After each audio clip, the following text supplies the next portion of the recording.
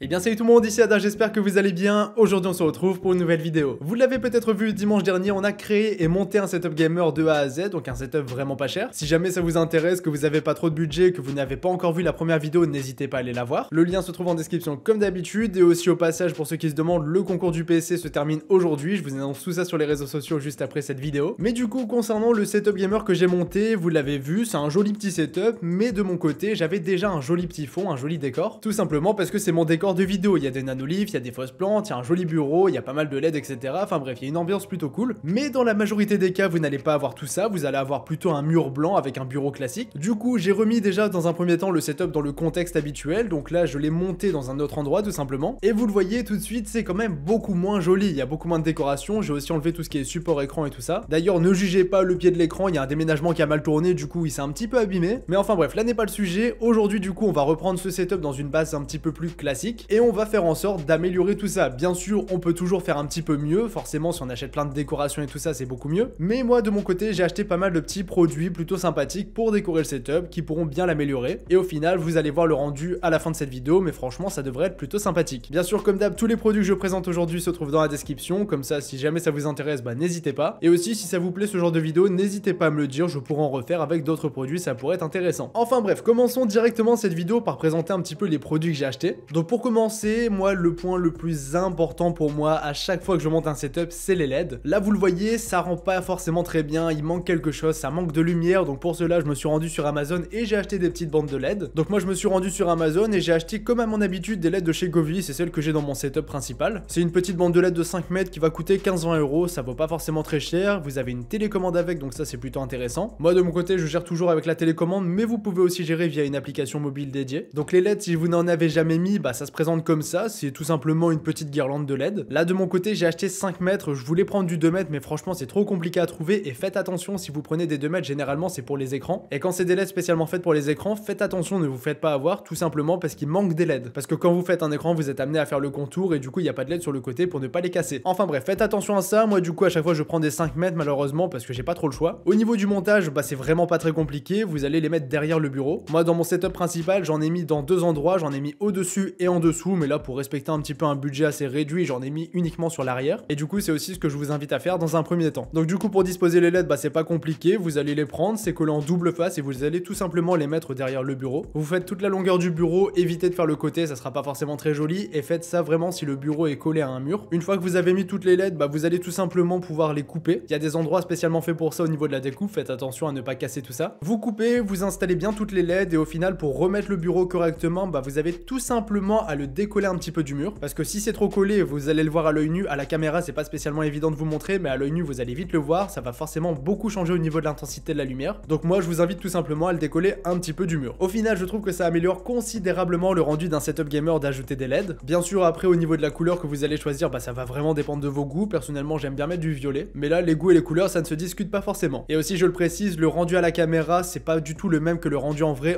c'est beaucoup plus joli qu'à la caméra. Je vais vous prendre une photo à l'iPhone, vous allez tout de suite comprendre. Donc voilà les amis pour ce qui est du premier tip, ce que je pouvais vous donner, vraiment mettre des LED pour moi c'est la vie et la base. Maintenant une seconde chose à ajouter vraiment principalement, c'est un support pour écran, parce que là vraiment ça change absolument tout. Je l'avais déjà mis pour la première vidéo avec ce setup, mais du coup au niveau des supports écran je vais vous en mettre deux en description, un vraiment pas trop cher qui va coûter à peu près 30 € et un petit peu plus cher que j'ai personnellement pour cette vidéo. Donc celui que j'ai il vient de chez Arctic, il est plutôt intéressant et je l'ai pris tout simplement parce qu'il avait des ports USB en supplément. Pour savoir si votre écran est compatible avec un support écran, ça se passe avec la norme VESA. À chaque fois dans les descriptions et des informations détaillées des écrans vous avez toutes ces informations-ci, mais généralement c'est compatible. Donc là pour le montage du support écran vous avez une notice pour vous aider, là c'est pas très compliqué, vous suivez les informations de A à Z. Ensuite vous le disposez directement sur le bureau, faites attention à ne pas abîmer vos LED, faut pas trop serrer sinon ça pourrait casser une LED, et généralement si vous cassez une LED ça peut casser toute la bande, donc faites attention à ça. Moi ce que je fais c'est que je laisse un tout petit espacement entre la LED et le support écran pour être sûr. Une fois qu'il est bien positionné par rapport au bureau, faites en sorte que l'écran soit vraiment au milieu, et si vous avez bien sûr deux écrans, il existe des supports pour double screen et même triple screen, mais là on en a qu'un seul, donc on le positionne vraiment pour faire en sorte que l'écran soit au milieu. Après ça on pose l'écran et tout ça, et au final on a un rendu qui est vraiment au rendez-vous. Le support écran dans ce cas-ci a vraiment une triple utilité, donc déjà première chose c'est au niveau du design parce que franchement ça change absolument tout. Seconde utilité c'est dans notre cas qu'il y ait des ports USB qui sont directement présents dessus. Après c'est pas du tout présent sur tous les supports pour écran, mais c'est vraiment un point positif, ça va directement se brancher au PC et ensuite vous avez accès directement à tous les ports USB.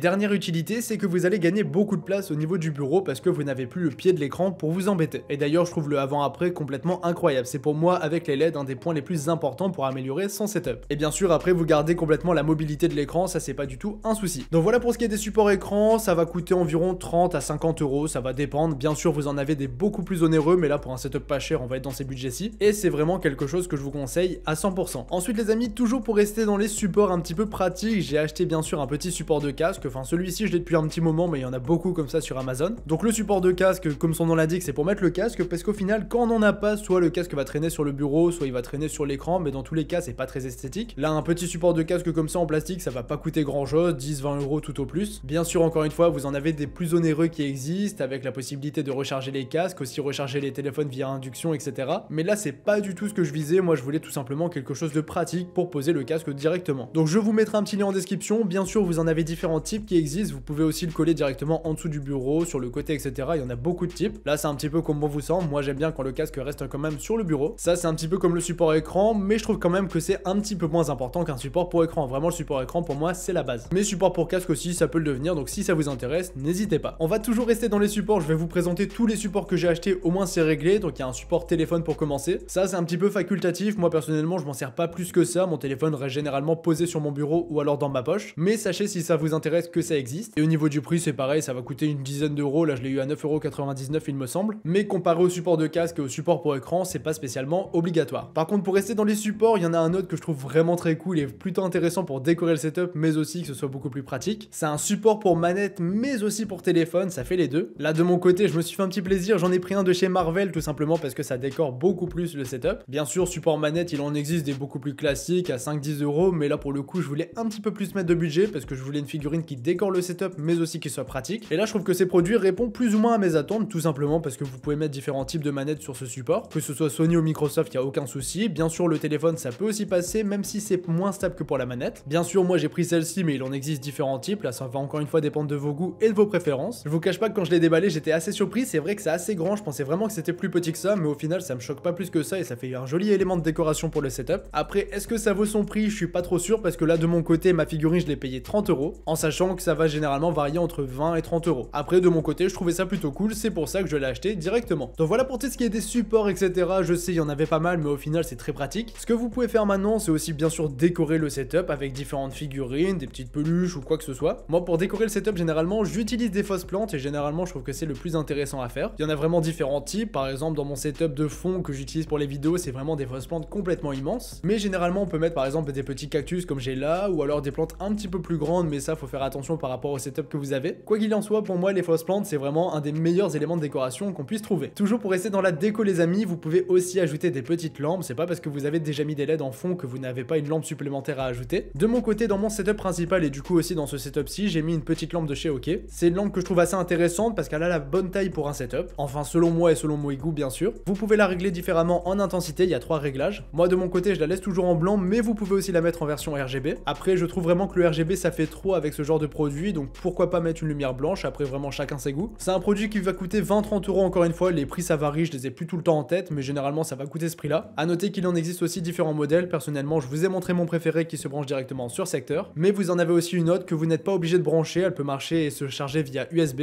mais là pour le coup je suis beaucoup moins fan, elle est pour moi trop petite pour un setup. Après si ça vous intéresse, bah n'hésitez pas, c'est aussi disponible. Donc voilà, des petites lampes, ça va bien se combiner avec les LED, les fausses plantes et la différente décoration que vous pouvez ajouter. Là les amis on a presque terminé avec cette vidéo, mais ce que vous pouvez aussi ajouter, bah ça va vraiment dépendre de vos goûts, mais des petites figurines. Personnellement j'aime bien Groot, donc j'ai mis une figurine Groot dans mon setup, c'est assez discret mais franchement c'est joli. Après bien sûr vous pouvez prendre en fonction de vos préférences, si vous aimez les mangas vous pouvez prendre une figurine Naruto, enfin bref il y a beaucoup de choses possibles. Après par exemple je l'ai déjà montré dans pas mal de vidéos, mais j'ai une petite peluche de chez Corsair et généralement je la mets dans mon setup, c'est plutôt sympa. Enfin bref, vous avez compris l'idée, il y a beaucoup de possibilités en termes de décoration et généralement ça dépend de vos goûts. Donc là les amis, je pense que j'ai un petit peu fait le tour en termes des décorations qu'on pouvait ajouter au setup gamer que j'ai présenté. Enfin bien sûr pour rester dans un setup pas cher, parce que sinon au niveau décoration il y a énormément de possibilités, des nanolives, des tableaux, des mousses acoustiques aussi, c'est original mais moi j'ai fait ça. Mais là pour décorer ce setup-ci, je me suis dit je vais rester sur des choses assez basiques histoire de respecter un certain budget. De mon côté je suis vraiment satisfait du rendu final du setup gamer que j'ai monté. Si on se fait juste le avant-après, franchement il n'y a rien à voir, c'est beaucoup plus joli maintenant. Au niveau du prix final pour tous les goodies, ça peut énormément varier, mais on va tourner autour de 100 €, donc c'est pas si onéreux que ça pour l'amélioration que ça fait je trouve. Après tout ça, ça reste complètement facultatif, mais pour moi c'est un important d'avoir un joli setup gamer. Donc voilà les amis, j'espère que ça vous aura plu, je vous laisse là-dessus, c'était Yada, on se dit à dimanche pour une nouvelle vidéo, salut tout le monde.